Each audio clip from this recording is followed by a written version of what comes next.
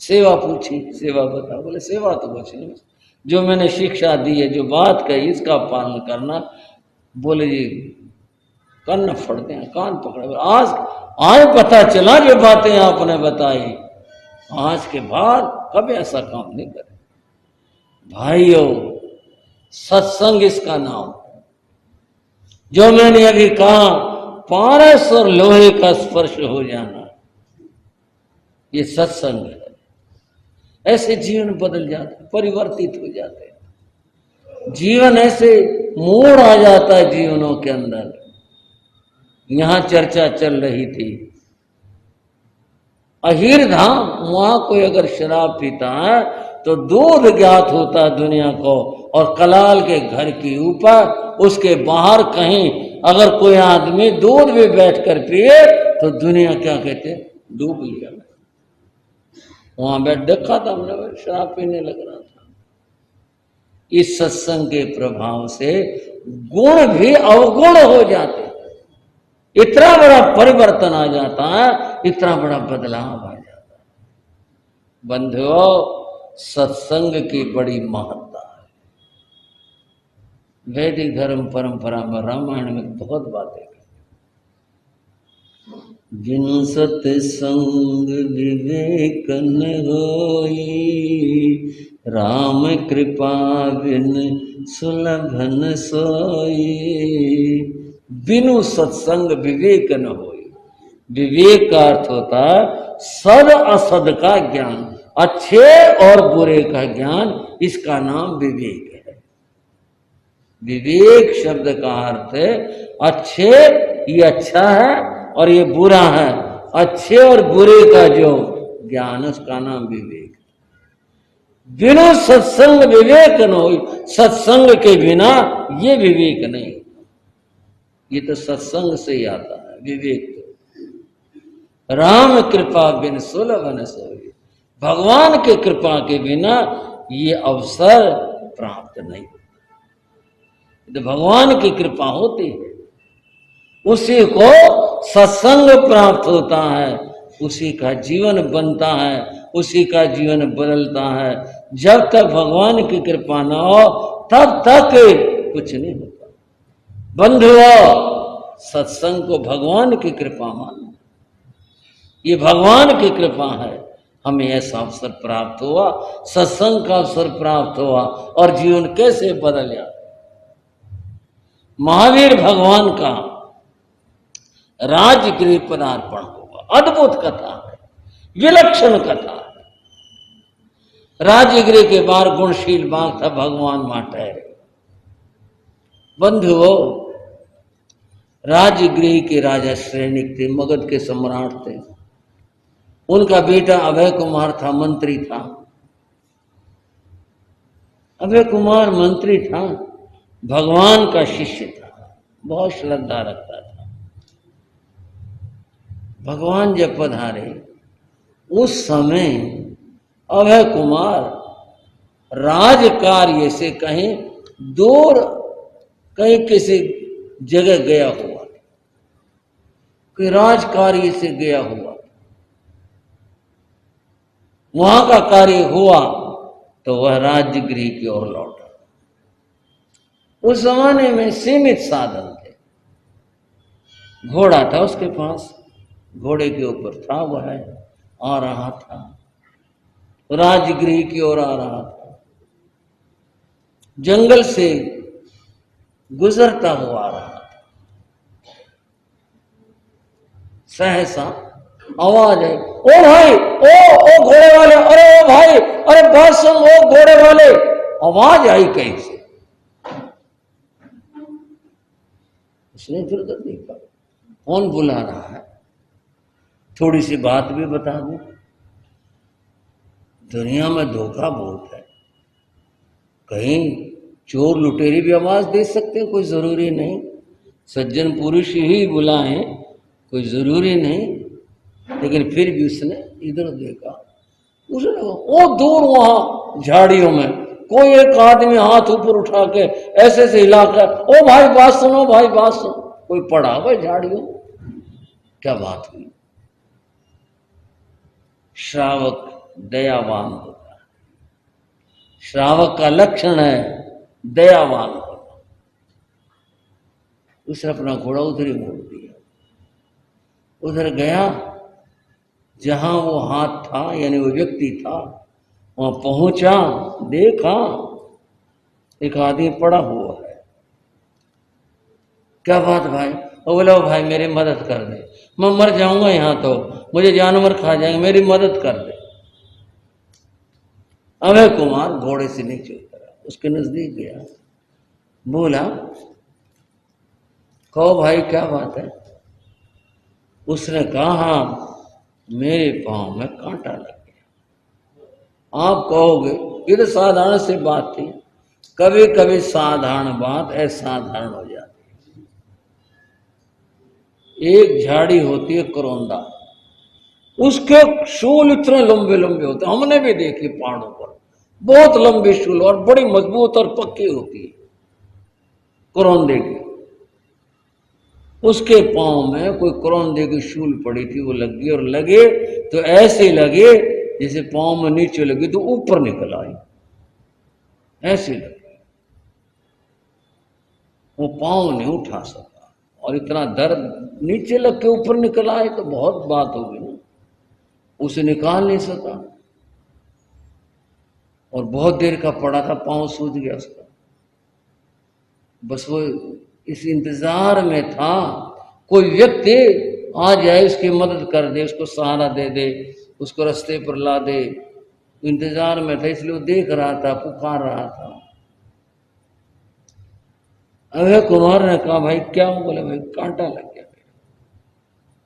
देखा अभय कुमार ने भी, बोले अरे ये तो करौंदे की शूल लगी हुई तेरे तो। बोले हाँ भाई बड़ी मेहरबानी होगी, मेरे को किसी तरह से तू मेरे घर पहुंचा दे, मेरा घर राजगृह में है, मैं उठ नहीं पा रहा। कोई बात नहीं, इंसान इंसान के काम आता है, क्या बात हो, मैं कोई बात नहीं, आपके घर पहुंचा दूंगा, कोई बात नहीं। पास बैठ गया, उसकी कमर थोड़ा सहलाई, उसका पाँव सहलाया, घबरा मत मैं ले चलूंगा। थोड़ा सा उसका पाँव सहलाया। वो अभय कुमार था, बड़ा बुद्धिमान था, वो जाल बिछा रहा था बातों का। कोई बात नहीं भाई, घर पहुंचा दूंगा, आपने याद कर लिया, बड़ी अच्छी बात है, मैं आ गया, कोई बात नहीं। इधर उधर की बात जोड़ के उसका ध्यान बटाया, मौका पाकर उसकी शूल पकड़ी, एक मारा झटका और बाहर निकाल। बात इसलिए कर रहा था वो, वैसे तो निकलवाई नहीं जाती। लंबी शूल खून में भरी हुई बात, और खूब सा खून निकला। बोला कोई बात नहीं, अब ठीक हो जाएगा, जो कुछ था पट्टी बांधी ना बांधी ये कोई खास बात नहीं, सवाल है कांटा निकाल दिया। कांटा निकल गया, अब तो पीड़ा में फर्क पड़ना ही था। उसने कहा भाई साहब बड़ा धन्यवाद आपका, बहुत बहुत धन्यवाद। धन्यवाद की क्या बात होगी, इंसान इंसान के काम आता है, इसमें क्या बात धन्यवाद की, कोई बात नहीं। आप ले सहारा ले, खड़ा हो, चल तुझे घर छोड़ के आता। सहारा दिया, खड़ा किया, अब पाँव टिकने लग गया। बोला आप धन्यवाद, आप जा सकते हो, मैं चला जाऊँ।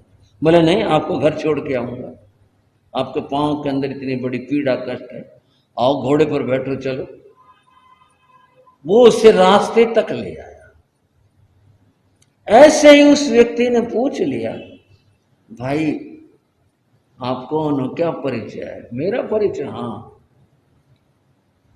तुमने अभय कुमार का ना? हाँ अभय कुमार मंत्री हमारे राज के। वो तो क्यों नहीं, हम तो यहीं रहते हैं। वो मैं ही हूँ। आप अभय कुमार हो? बोले हाँ वो मैं ही हूँ। मैंने तो बड़ी तकलीफ दिया। बोले तकलीफ की क्या बात होगी, आपकी तकलीफ दूर होगी, ये तो मेरे लिए सुख की बात है।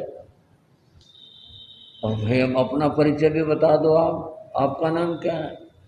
मेरा नाम भाई सुलस है। तो राजगिरी में कहाँ रहते हो किधर? बोले आपने एक नाम सुना? बोले किसका? बोले कौल शौकरी, कौल कशूरी का, कौल कसाई का, जो 500 भैंसे हर रोज मारा करता, काटा करता, चमड़े का भारी व्यापारी, मांस का व्यापारी, मैं उसका लड़का हूं। बोले अच्छा, शायद कोई ये सोच बैठे बताओ ऐसे कांटा क्यों निकाल दिया, वो तो पाप करेगा, जाके पाप करेगा, अपने लिए करेगा। उसके जो बंद होंगे उसके अपने होंगे, अभय कुमार का नहीं इसमें कोई बात। अभय कुमार का तो यहाँ पर मानव सेवा मात्र उसका हिस्सा है। ये कभी मत सोचना हमने इसकी मदद कर दी तो ये बाद में यूं करेगा यूं करेगा, यूं नहीं सोच। जो करेगा वो भरेगा, याद रख ले, समझ ले। जहां तक व्यक्ति की बात है उसका दुख दूर कर दिया, इसमें उस आदमी का दोष नहीं होगा, पाप नहीं होगा। कई बार कई लोगों ने बड़ा मार्मिक सवाल पूछा, बोले जी आंखों के ऑपरेशन के कैंप लगते हैं, बहुत लोग ठीक हो जाते हैं। और बोले महाराज जी ऐसे लोग भी आते हैं जो कसाई होते हैं, उनकी आंखें ठीक हो जाती हैं, वो तो जीव मारेंगे, ये तो हमारे को पाप लगेगा, बताओ क्या हुआ? हो गया ना मुश्किल सवाल। तो क्या करें? कईयों के ये लगाना छोड़ दो, कैंप लगाना छोड़ दो। तुम्हारा वास्ता उतना है, तुम उसके जीवन के ठेकेदार नहीं हो। तुम्हारा वास्ता केवल उतना है कि एक बीमार है, उसके आंखों में तकलीफ, आपने इलाज करा दे, बात खत्म। वो क्या करेगा क्या नहीं करेगा, ये करनी और भरनी उसकी अपनी होगी, तुम्हारे नहीं। तुम्हारा भाव नहीं, तुम्हारा मतलब नहीं, तुम्हारा तो भाव केवल मानव सेवा का है, उससे आगे का नहीं है। तुम उसके लिए कोई जिम्मेदार नहीं हो, तुम्हारा कोई पाप का मतलब नहीं है। जो करेगा वही आदमी उसको भोगेगा। तो कोई यूं सोचे इसको क्यों ठीक कर दिया? नहीं, इंसानियत थी, फर्ज था। अच्छा तुम काल शौकरी के बेटे आंधे, अब कहाँ घर जाना तुम्हारे को? बोला घर जाऊंगा। और तुम कहाँ जाओगे? मैं? अभय कुमार बोला मैं तो भाई मेरे धर्म गुरु हैं, उनका नाम भगवान महावीर स्वामी है, और भगवान महावीर स्वामी गुणशील बाग में है, और रास्ते में आएगा मैं तो उनके पास जाऊंगा, तुम भी चलना। भाई और श्रावक और श्राविकाओ, इस बात को सीख लो थोड़ा सा।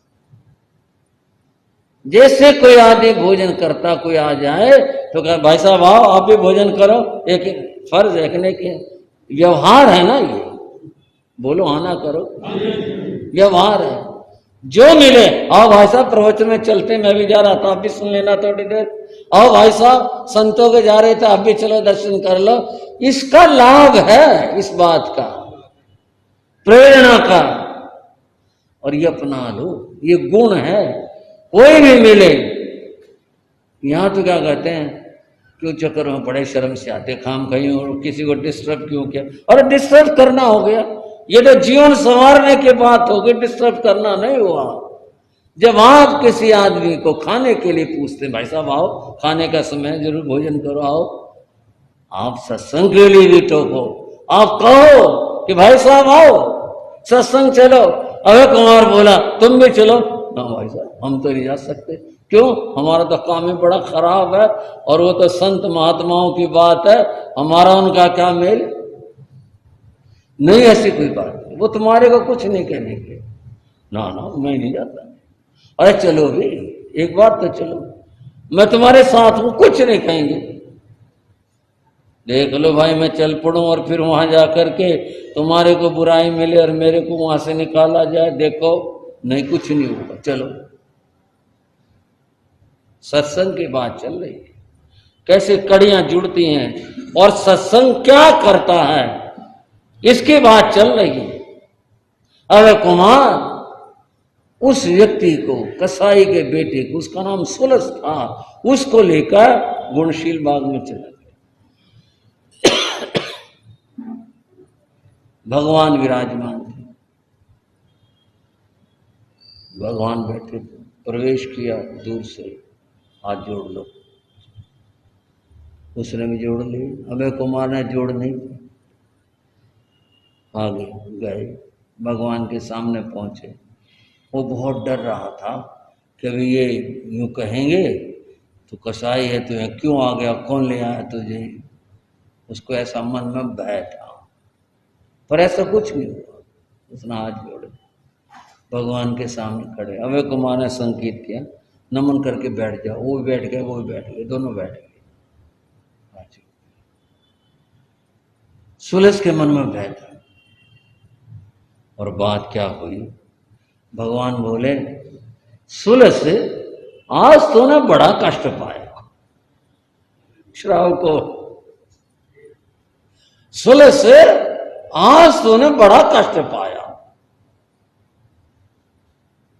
ये क्या जाने मेरा नाम सुलस है, इनको किसने बताया? और ये मेरे साथ, अब साथ ही तो बोला ही नब्बे कुमार को, और कौन बता गए इनको, क्या पता? क्या इनको ये ज्ञान है कि मेरा नाम सुलस है? तेरे पांव में करौंदे का कांटा लगा, इनको ये भी पता, वो सोच रहा है हाँ जी तेरे को बड़ा कष्ट हुआ, अबे कुमार ने तेरा कांटा निकाल दिया। लोग ये तो सारी बात जानते, इनको तो हर बात पता है। तब तुझे आराम मिला, क्यों सुलस? आराम मिला, हाँ जी आराम मिला।